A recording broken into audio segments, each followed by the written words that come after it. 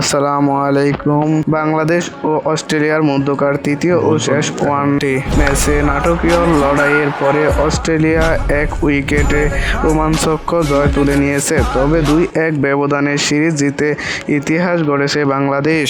প্রথমে ব্যাট করে বাংলাদেশ 50 ওভারে 5 উইকেট হারিয়ে 274 রান সংগ্রহ করেন। দলের হয়ে তাহিদ হৃদয় খেলেছেন 83 রানের দুর্দান্ত ইনিংস। লিটন দাস অপরাজিত 58 রান এবং মোসাদ্দেক হোসেন সৈকত 56 রান করে দলের সংগ্রহকে শক্তিশালী করেন। জবাবে ব্যাট করতে নেমে অস্ট্রেলিয়া নিয়মিত উইকেট হারালেও ওপেনার কুপার কুনালি একাই ম্যাচের চিত্র বদলে দেয়। তিনি 134 বলে 149 রানের অসাধারণ ইনিংস খেলেছেন, যেখানে ছিল 13টি চার এবং 6টি ছক্কা।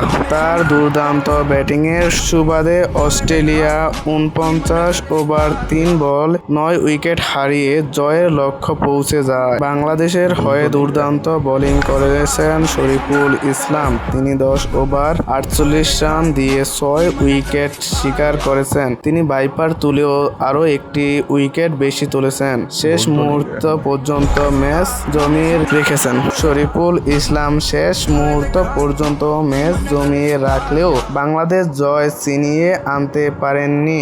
এই ম্যাচে প্লেয়ার অব দ্য ম্যাচ নির্বাচিত হন কুপার কুনালি।